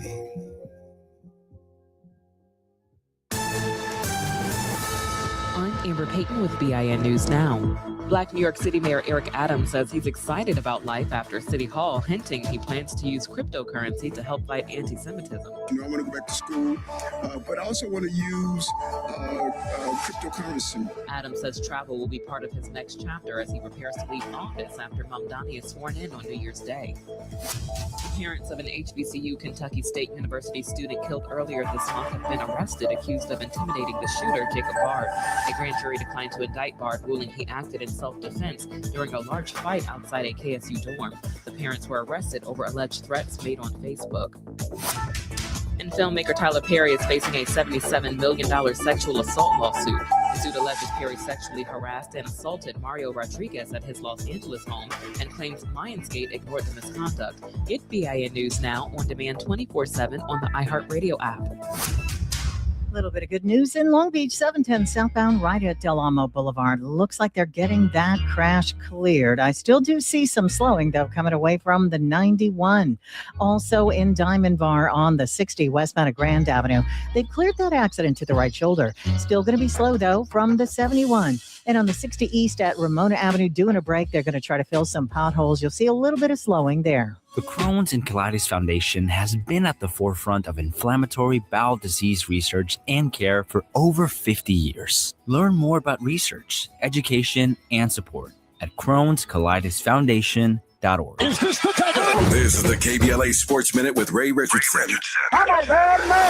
Clippers coach Ty Lue did something Sunday night that may not have ever been done before in the NBA, or at least in the last 50 or 60 years. For Sunday's game against Detroit at the Intuit Dome in Inglewood, Lue's starting lineup featured 5 players over the age of 30. Nicholas Batum and Brook Lopez are the oldest at age 37. James Harden is 36. Kawhi Leonard is 34. Chris Dunn is 31. In this day and age of youthful players around the NBA, a senior lineup such as that is very rare. The decision by Lue to go with experience paid off. The Clippers beat Detroit 112-99 to win their 4th straight. The old guys have a chance to catch up on their rest. The Clippers' next game is Thursday night at home against Utah. Kawhi's career-high 55 points Sunday tied Harden for the Clippers' single-game franchise record.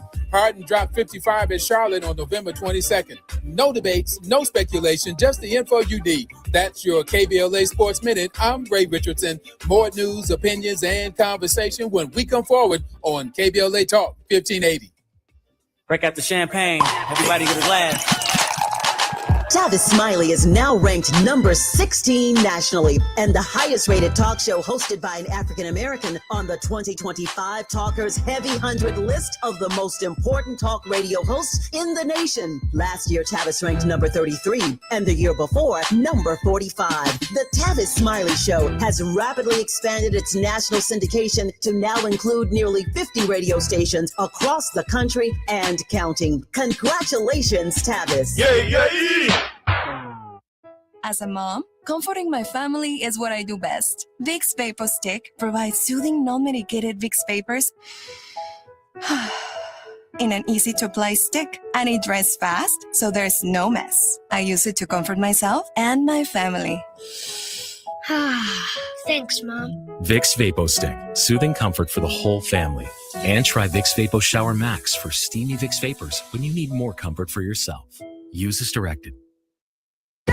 10 athletes will face the toughest job interview in fitness that will push past physical and mental breaking points. You are the fittest of the fit. Only one of you will leave here with an iFit contract for $250,000. This is when mindset comes in. Someone will be eliminated. Pressure is coming down. Trainer Games on Prime Video January 8th. Watch the trailer on trainergames.com. KBLA Talk 1580. We've got a lot to talk about. KBLA Talk 1580, connecting you with services and solutions. The Autopsy Initiative provides a second autopsy free of charge for victims' families who have lost their loved ones due to a police-related death. The services offered through the initiative include the completion of a second autopsy, disclosure of preliminary findings, and a final autopsy report. A police-related death is when an individual is harmed by police officers using deadly force, which results in an individual's death. police-related death includes in-custody deaths, including those that arise during contact with law enforcement officers during arrest, pursuit, booking, transport, or incarceration. The Autopsy Initiative has a team of board-certified pathologists on call. An autopsy request may be completed by anyone with a close relationship with the victim, which may include the victim's spouse, partner, relative, close friend, or lawyer. To request a free second autopsy for a victim of police violence, please visit knowyourrightscamp.com. That's knowyourrightscamp.com. Then click on autopsy, then click on request. At KBLA, we believe in justice for victims of police violence. We say their names and we don't black down. This is a community call to action from KBLA Talk 1580.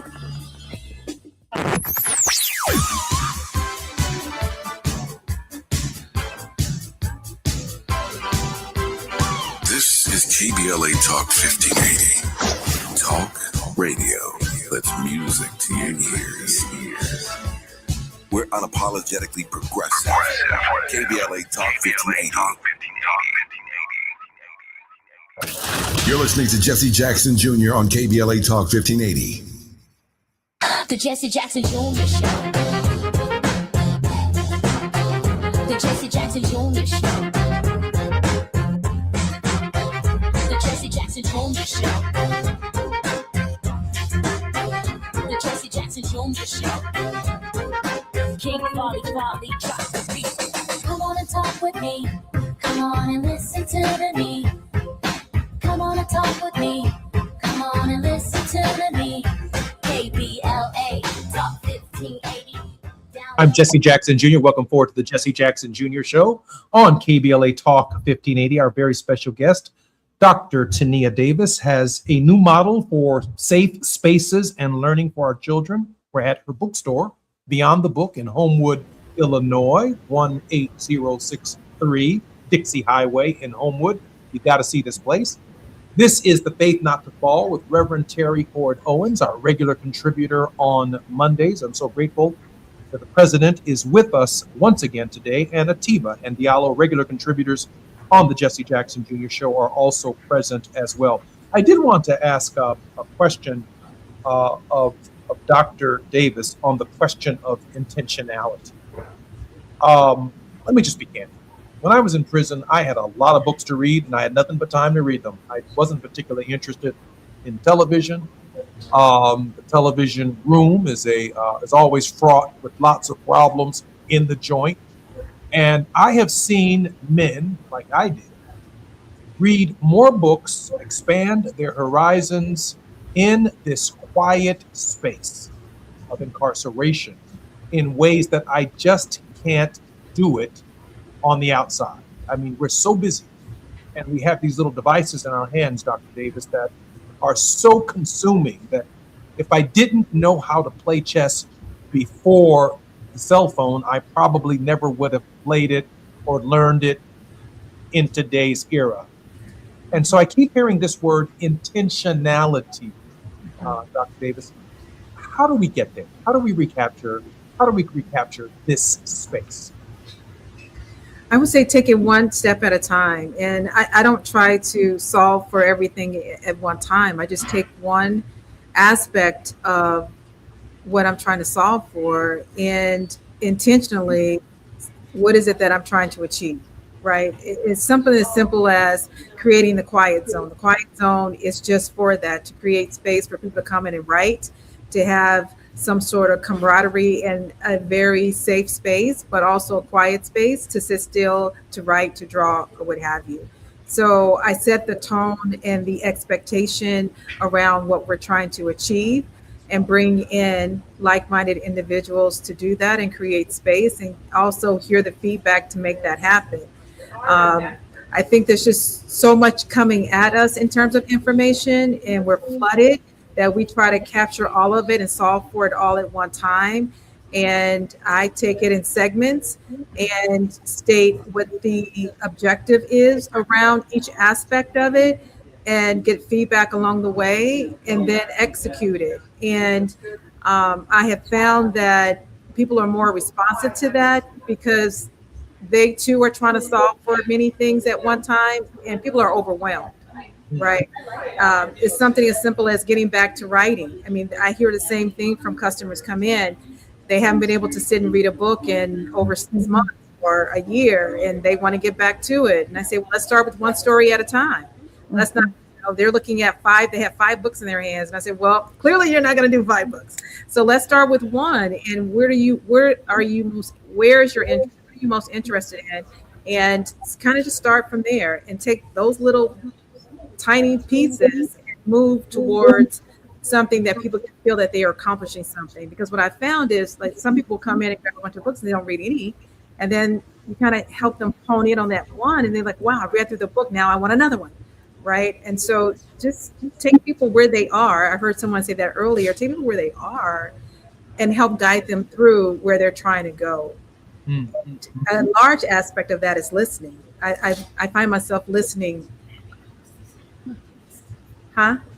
No, I listen with you. Let me ask the president a quick question. Madam President, Howard Thurman referred to these moments as centering moments, as the time that we take to find ourselves in the solace of space. Madam President? Oh, absolutely. And I'm in the middle of a 3-month sabbatical with Saturday on February 1. And as you know, Jesse, I've been talking about my kind of living with Howard Thurman's The Mood of Christmas during this season, and that notion of finding space and rest. And for many people in an academic environment, a sabbatical will mean it's time to read and write. Sometimes ministers will use it time to go and go on some sort of study trip. This sabbatical for me has been making sure that I am, to the extent possible, without commitments, and can choose how I spend my time. But the Thurman is really focused on that interior life, right, as a foundation for everything else that we do, no matter what your particular spiritual or political framework may be. At the heart of the human experience has to be some sense of an inner life, and really some sense that there's something beyond yourself, however you may define it. So I think if books can get us to that place, meditation, music can get us to that space. Books in particular have been that place for me. I am able, when I am reading, to literally shut out everything around me. And my mother tells me I was that way as a child. They actually took me to a hearing specialist thinking that my hearing was poor when I was a child. And it's just that if I were reading a book, I don't care what it was hard to break through. And sometimes a book can be that. But however we get to owning our own interior selves as a part of the building blocks of who we are to the world, I think is really, really important. And I think that's something also that has to be introduced with intentionality. And there are lots of ways to get at that. And even organized church, or what we've known as traditional church, is having to rethink how you both model and invite people into that kind of interior life. I just think it's essential for us as human beings to have our own agency and to find our own meaning and purpose in the world. Let me tell you what's really fascinating. Even as we do this show live from Beyond the Book in Homewood, Illinois, Dr. Tania Davis, who owns Beyond the Book here in Homewood, Illinois, has to go handle some transactions. Yes. We don't stand between her and transactions, even while she's doing this radio. Atiba, the centering moment that it takes to write Saving Grace. Love, to be honest. And I kind of wanted to go back to, even if you don't mind, to the segment before that we were talking, because I think all of this is like, in terms of from American culture, that that's also missing is when I say familial, I'm talking about the family. We've gotten so conditioned. At least I often see so many families that will put an iPad or a phone in front of a child to keep their attention, when they could simply put a book in front of that child, especially during their development stage. I think when I think about it, how many times have if you ever watched the show The Simpsons, which to me is indicative of what we see today in American society, with Bart with a book.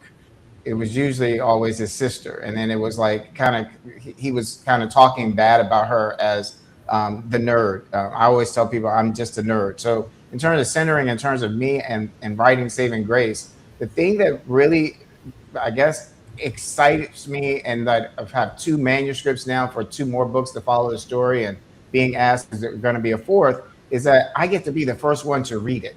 I get to be the first one to know what's going to happen next. That's what keeps me and gets me coming back to it, because I don't know exactly where the story is going to go, even though I may write an outline for it. And I think in terms of what I would like and what I thought about a lot writing the first books, writing Saving Grace, was I want to write a story that's a page turner like it was for me with J.K. Rowling's first book, Harry Potter, that's visual, that allows the reader the opportunity to develop their own impression of what they see in the visual context of what they're reading in the book. I'm Jesse Jackson Jr.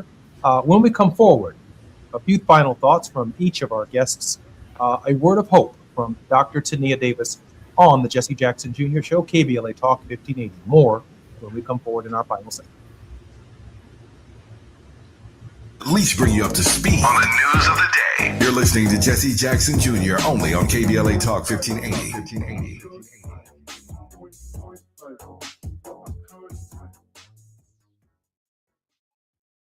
Is reviewing life insurance on your to-do list? Now's the perfect time to add it. A friend recently told me that securing life insurance sooner rather than later can help you lock in lower rates for years to come. So I bumped this up on my list and got it done. I called SelectQuote and couldn't believe how easy and affordable life insurance is. I'm 40 and got a $500,000 policy for $16 a month. My husband's also 40 and his $500,000 policy was only $18 a month. Plus, with SelectQuote's same-day coverage, there was no medical exam required, and we were covered by the time we hung up. Knowing I have this checked off my list feels amazing, but the peace of mind knowing my family is protected feels even better. Call SelectQuote at 1-800-729-7070. That's 1-800-729-7070. Or go to SelectQuote.com to get your free quote today. That's 1-800-729-7070. Details on example rate at SelectQuote.com. Are you coughing a lot, especially at night? Are you often short of breath? Are you using your rescue inhaler often? These could be signs that your asthma is not under control. To keep your asthma in check and help prevent an asthma attack, ask your healthcare provider for an asthma action plan. This is a personalized plan you create with your doctor that shows you what to do and what medicines to help control your asthma and to use when you're having a hard time breathing or when you're having an asthma attack. Please don't wait until you're having an asthma attack. Do something about it now. Schedule a visit with your healthcare provider today to make that action plan and take control of your asthma. For more tips and resources on the management of asthma, visit luma-edu.com. This message is brought to you by Amgen and AstraZeneca. KBLA Talk 1580. We've got a lot to talk about. KBLA Talk 1580, connecting you with services and solutions. The Los Angeles Regional Food Bank is on a mission to fight hunger and provide nutritious food to those in need across our community. They partner with federal, state, and local programs advocating for better policies and funding for critical hunger relief programs like Cal Fresh, the Emergency Food Assistance Program, and the Child and Adult Care Food Program. The food bank works with coalitions and local representatives to make sure hunger is addressed in every district of LA County. They also run nutrition education campaigns, raise hunger awareness, and source nutritious food for distribution, all while supporting regulations that allow food pantries to operate safely. Want to help? Visit lafoodbank.org or call 323-234-3030 to volunteer or find a food bank near you. Together, we can ensure that no one goes hungry in Los Angeles County. This is a community call to action from KBLA Talk 1580. Now back to more of Jesse Jackson Jr. on KBLA Talk 1580. The Jesse Jackson Jr. Show. The Jesse Jackson Jr. Show. The Jesse Jackson Jr. Show. The Jesse Jackson Jr. Show. volley, drop the beat. Come on and talk with me. Come on and listen to me. Come on and talk with me. Come on and listen to me. KBLA Talk 1580. I'm Jesse Jackson Jr. Welcome forward to the Jesse Jackson Jr. Show on KBLA Talk 1580. Our very special guest in this hour has been Dr. Tania Davis. We also welcome our regular contributor, Reverend Terry Ford Owens, the President and General Minister of the Disciples of Christ Church, and Atiba and Diallo are bringing the new year in with me, our regular contributors, during the week. I want to congratulate and thank all of our regular contributors, and let me give each of them a minute and a half for a final thought. The final word of hope will come, obviously, from our very special guest, Tania Davis. Mr. Brooks. Yeah, just a final thought. I think that your very special guest today is a great example of how to really merge business ideas with community, but also grounding it in what is of value to us as not only human beings, but specifically within what's really needed within communities. And I think as we go forward into the new year, is to remember that no matter what endeavor we're a part of, that is critically important that we bring our skills to bear to make sure that we're also connecting our community to the success that we'll see within whatever endeavor we're having. Because at the end of the day, we really want to create healthy, thriving communities that are connected, that are learning together, that are supporting each other. And so I just want to commend Dr. Davis for really doing the work that she's doing in her community, but also being an example for young people and just other community members about how to invest in a way that really creates real change. Happy New Year, Diallo. Happy New Year, Jesse. Atiba, a final thought. Yeah, thank you. And thank you to the team for putting this show together and for this conversation. You know, I'm a very big believer that history may not repeat itself, but it definitely rhymes.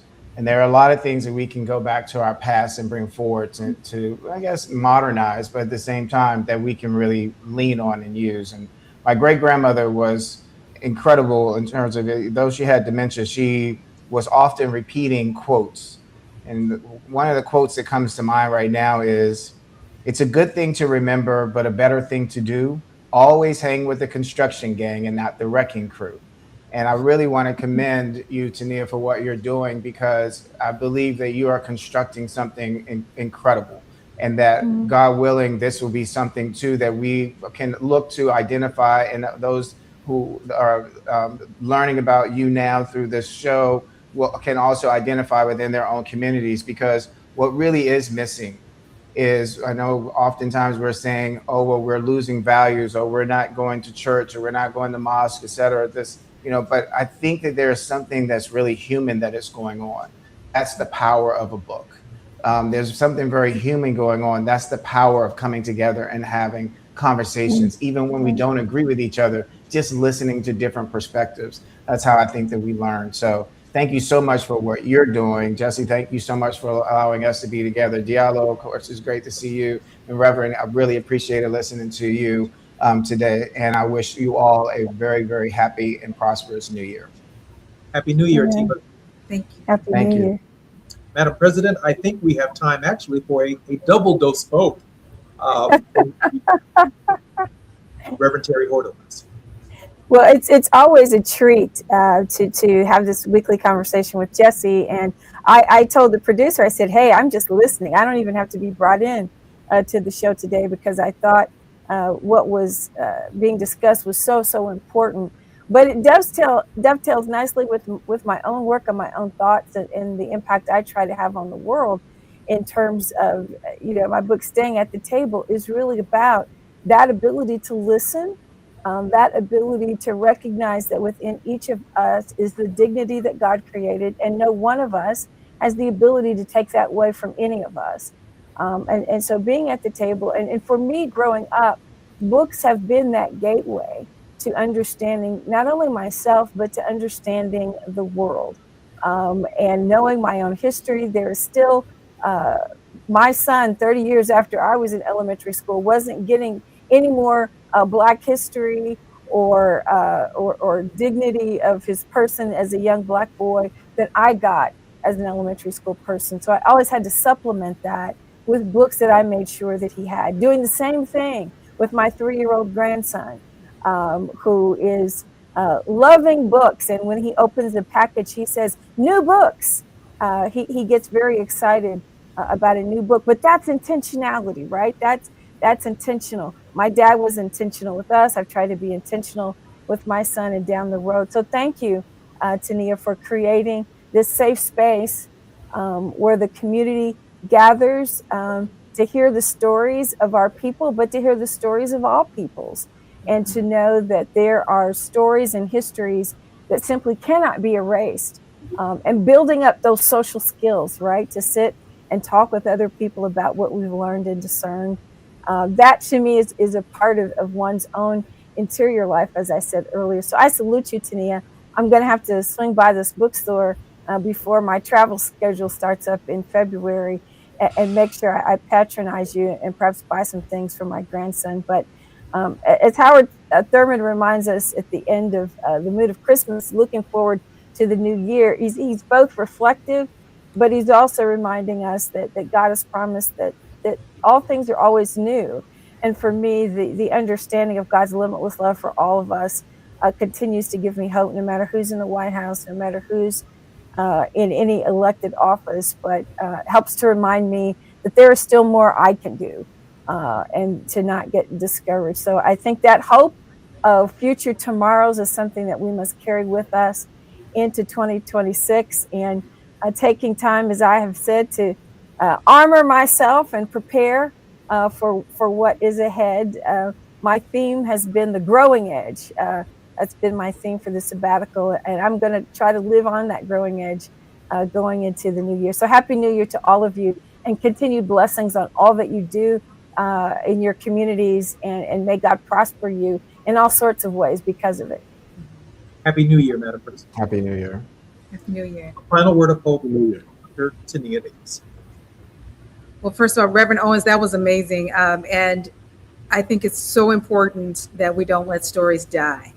And my last words encourage all of us, look at books as gifting for 2026. So as we look at, whatever gifts and toys and things like that, I think the best gifts that we can give kids is the book of knowledge and the stories that have been so wonderfully crafted, that we not only give them the book, but also tell the stories and how some of these books came about to be. And I think that's so important, to understand the stories behind our stories.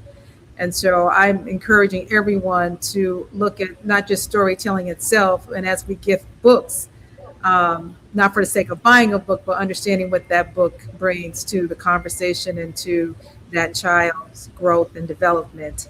That would be my cry out, is to really be intentional about how we're gifting the next generation of readers with books. I am so grateful for all of our guests and our regular contributors, particularly Dr. Davis. I want to take this opportunity to wish a happy birthday. 29 years old on the 29th. He is our engineer, Taz Scott, who comes to this show every day. He's behind the scenes, and we brought Taz forward for the final minute of our show. Taz, happy birthday. Thank you so much, Mr. Jesse. Thank you so much, man. So glad and so proud that you've worked with us, and please hug your mother and your father for us, two extraordinarily wonderful people who also have worked in the background of our show since its inception. Taz, happy birthday and happy New Year to all. I'm Jesse Jackson Jr. You've been listening to the Jesse Jackson Jr. Show on KBLA Talk 1580. Please keep KBLA Talk 1580 on your recurring contribution and support list going into the new year. This is going to be a very, very important political year, and we're going to need Tavis Smiley more than ever. More when we come forward on KBLA Talk 1580. I'm Jesse Jackson Jr.